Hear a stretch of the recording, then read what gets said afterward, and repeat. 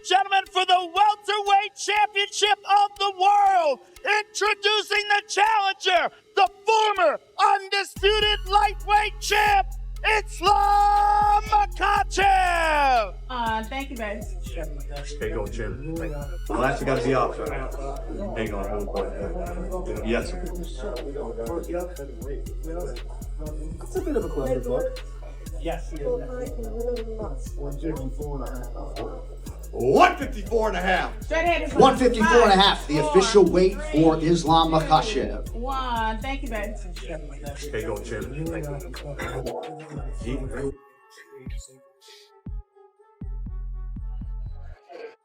171, the official weight for Garry. Thank you, babe. Islam Makhachev taking on Garry. Who've you both got in that fight? Ooh, it's good crash, bro. I like Ian. Puta que pariu, velho. Eu me foda dos dois lados.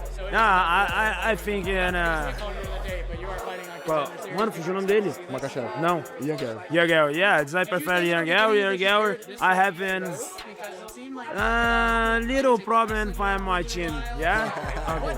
The fight is almost here, but before Islam Makhachev and Ian Machado Garry finally step inside the octagon, there is one final test that every championship fighter must face, the official weigh-ins. Up, man, he was cracking me up. I can't wait till fight week. How well does he do next week? Boy, we're gonna find out. We're really gonna find out what's going on if it gets into the second and third rounds. That's when we're really gonna find out. We'll know. We'll know immediately at that point. But I mean, whether or not he can really fight for 5 rounds, like I against a don't guy know with if he can, man. with a great gas tank. Yeah.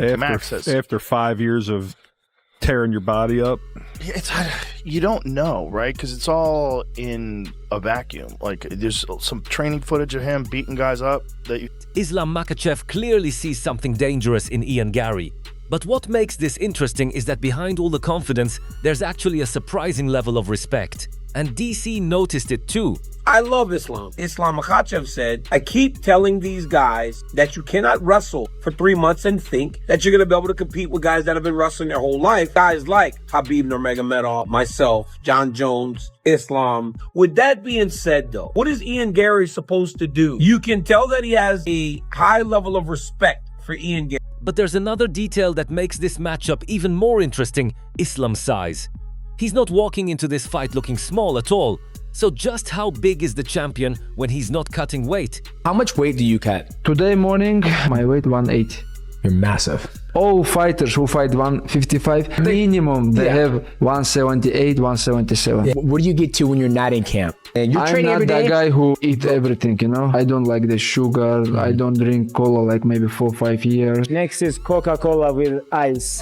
My weight maximum 182, I think. With reigning UFC welterweight champion Islam Makhachev set to defend his title against #1 contender Ian Machado Garry, the real tension is about to begin. Because before they settle everything inside the cage, there's one final moment where both men can look directly into each other's eyes. Time. Now you are moving up to welterweight. Give us your thoughts on as a fighter and what tomorrow night means to you. One day to my dream, to biggest fight in my life. I'm ready. Thank you all. See you tomorrow. Good luck to you, sir. The challenger, ladies and gentlemen. Months of brutal preparation have all led to this one moment: dieting, conditioning, weight cuts, and the mental pressure of a title fight. And now, Islam Makhachev walks into this final stage with everything on the line as the reigning welterweight champion. What's up, my brother? Good to see you. Thanks for coming out. How you feeling? Hey. Soon is guys. Get the camp in Vegas. Yeah. We're in the big house.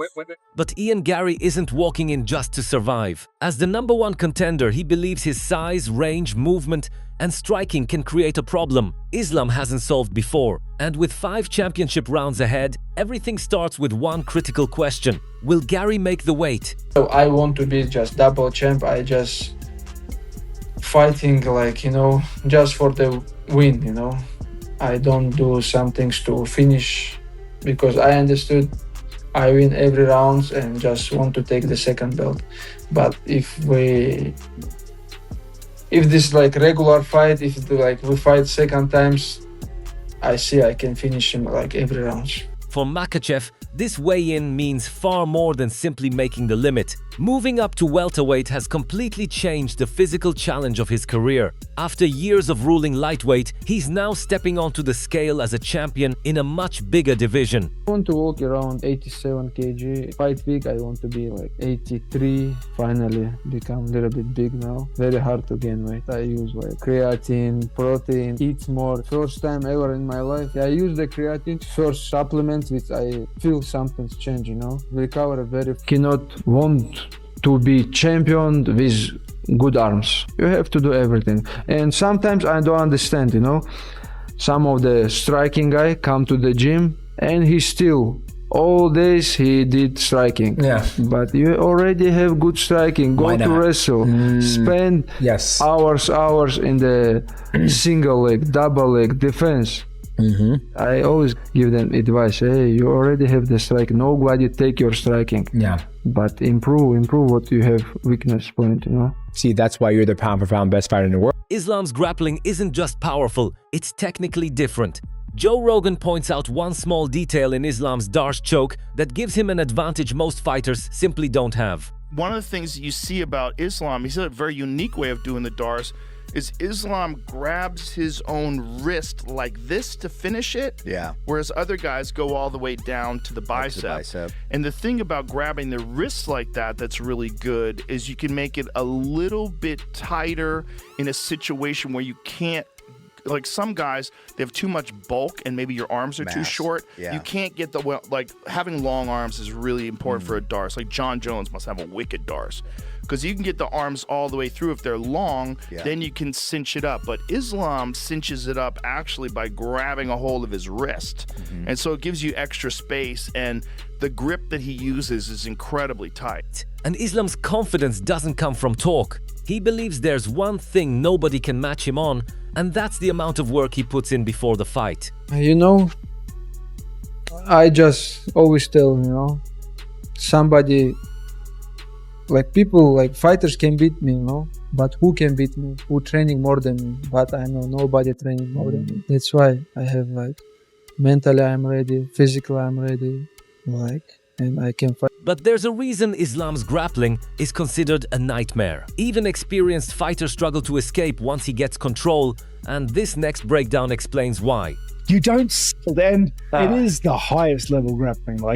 You can go back and watch those as a tutorial, bro. And you know what I find funny, bro? The people that go what are we going to do in the street to hold a guy? For Islam, motivation is brutally simple.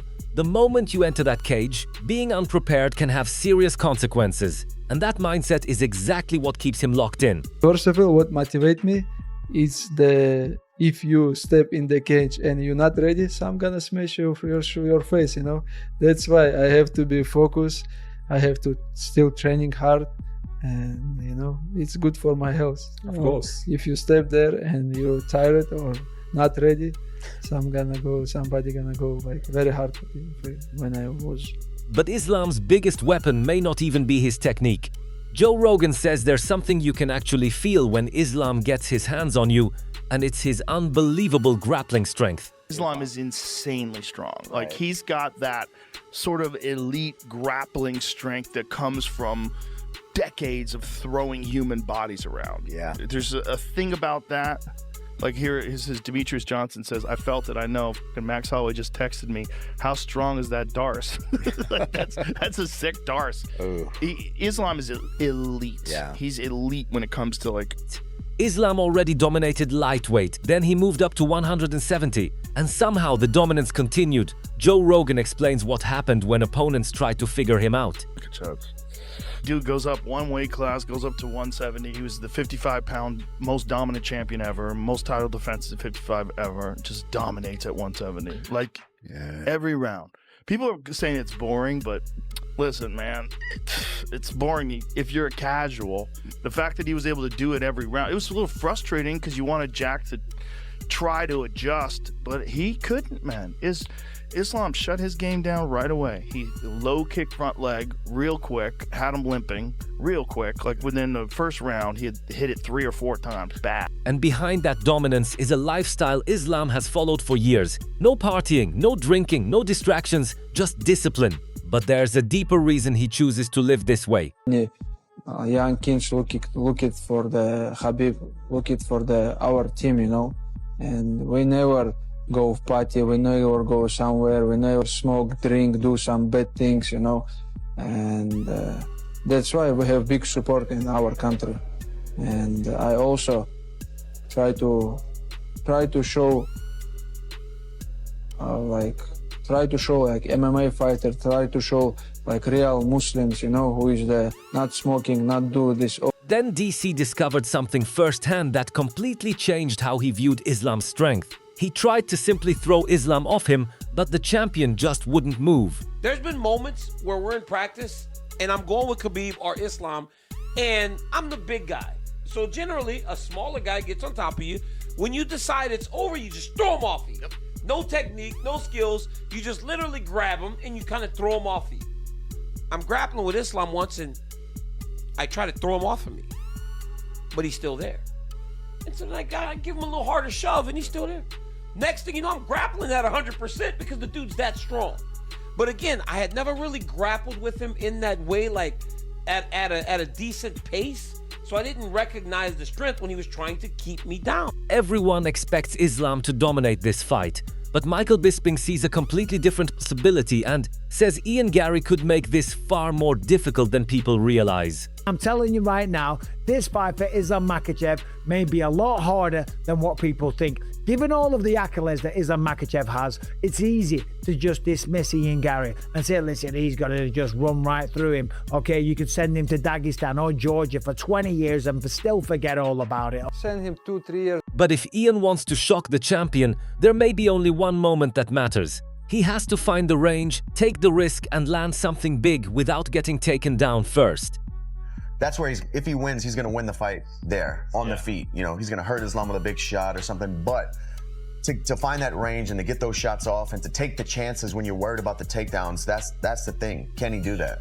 And despite all the pressure surrounding this matchup, Khabib believes Islam's mindset hasn't changed. Different opponent, same mission, and the champion is still chasing the exact same goal. Some take this like a real champion, you know, like you say, doesn't matter who's opponent, like goal is gonna be, is gonna stay like same, you know, same goal, different opponent, you know.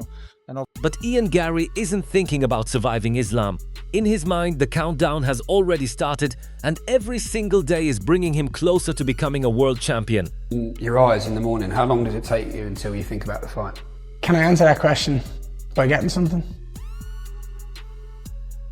So, to answer your question on how fast from when I open my eyes do I think about my fight, it's as soon as I walk out of the toilet and I just flip it over.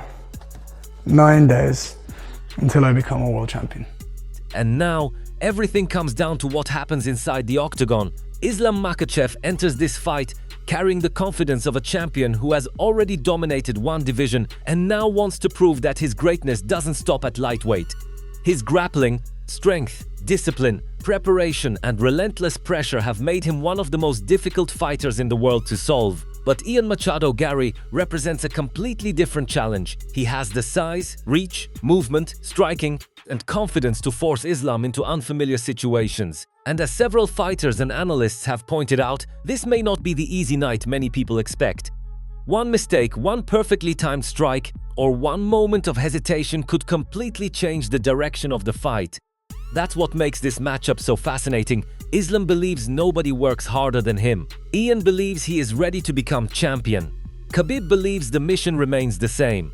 And the experts are still divided over just how dangerous Garry can be. The predictions are finished. The talking is almost over now. There's nowhere left to hide. When that cage door closes, only one question remains.